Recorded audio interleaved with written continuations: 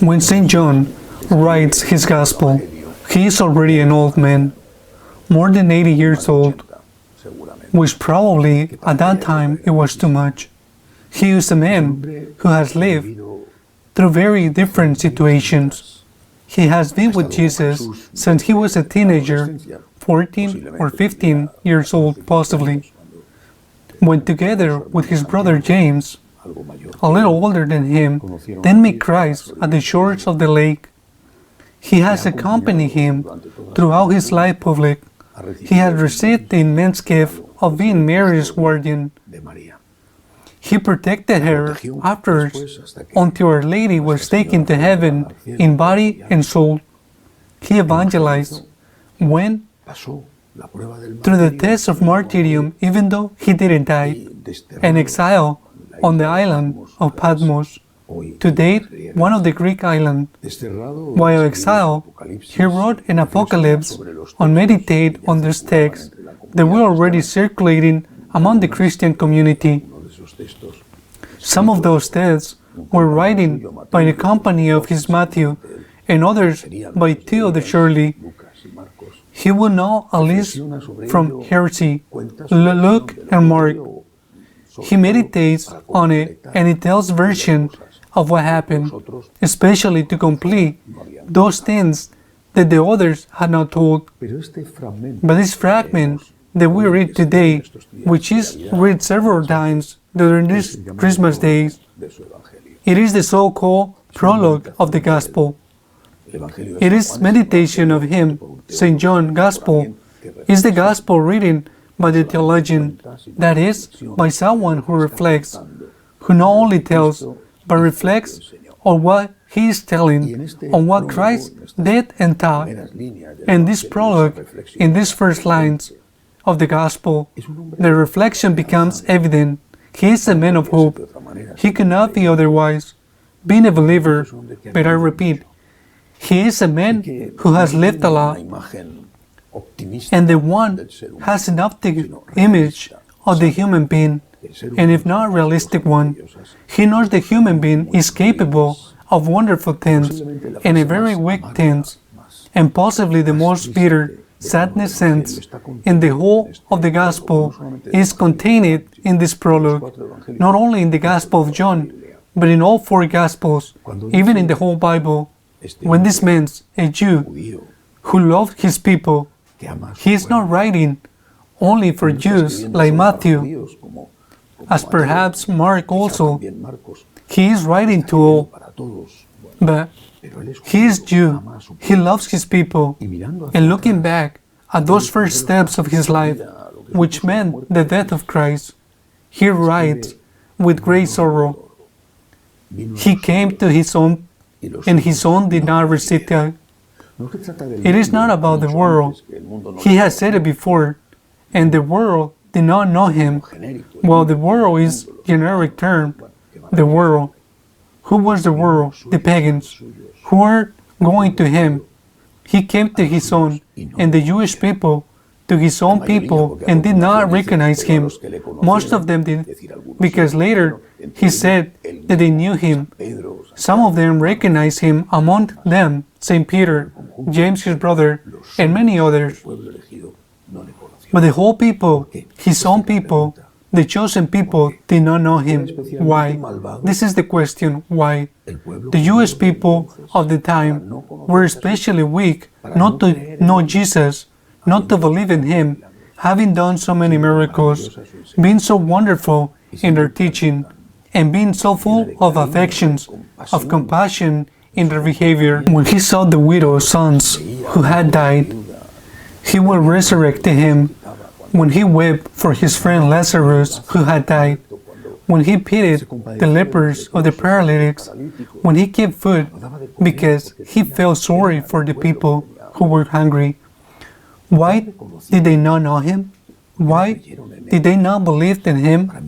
For me, this is a very important question. I don't think we are better than the Jewish people who turned their back in their Messiah.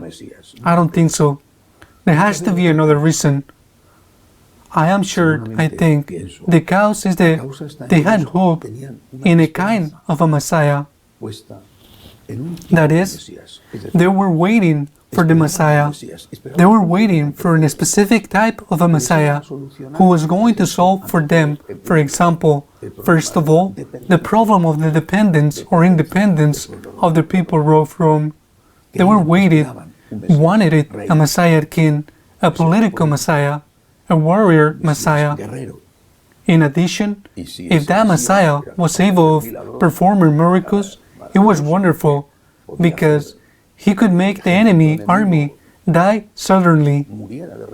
What I know, for a plague, for example, the day appeared will they be turned on into reeds, while the Jews will be turned into spears.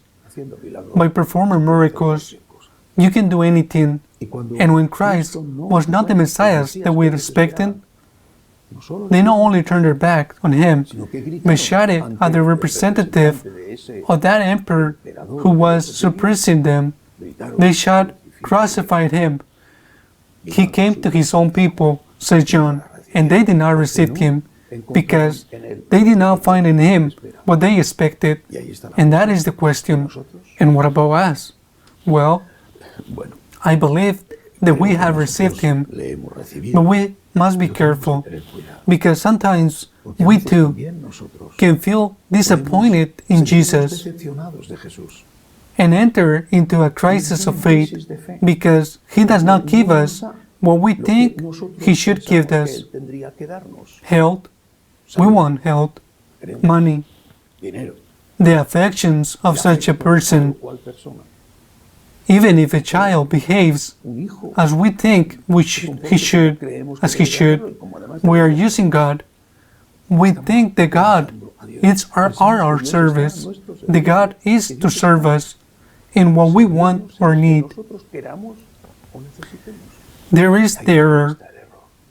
That's why when the gospel begins, that is, when the angel Gabriel resembles Mary, there she is. The Virgin gives us the right measure of what our relationship with God should be and where our hope should be placed. Here is the handmaid, here is the servant. You don't have to give me, you don't have to give me. I am here to give you. I am your servant, Lord. You don't have to give me. That is why it's good to recite that beautiful sonnet of our language over and over again. You don't have to give me for me to love you. You don't have to give me, Lord. You don't have to give me. You have given me already. You don't have to give me for me to love you, because even though what I hope I didn't expect it, the same that I love you and I will love you. I hope, Lord, I receive from everything, but although what I hope I didn't hope, and the same that I loved you, I will love you. I am the servant of the Lord, not the Lord of the Lord. I am the servant of the Lord. The Lord is not my servant, I am his servant. How can there be frustration in me before what God gives me? If I consider what he gives me as a gift, even though he does not give me what I would like or what I would like him to give me, or what I ask him to give me, even though what I hope for, what not hope for, just as I love you because you are God and I am not God.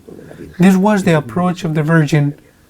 This has to be our approach. And when we're around so many have entered into the crisis of faith, or are entering into a crisis of faith, not only in this terrible year of the pandemic with really very hard situation, but also before, more people have left the church because of the success and economic abundance than because of the failure of crisis. There are fewer believers in rich countries than in poor countries.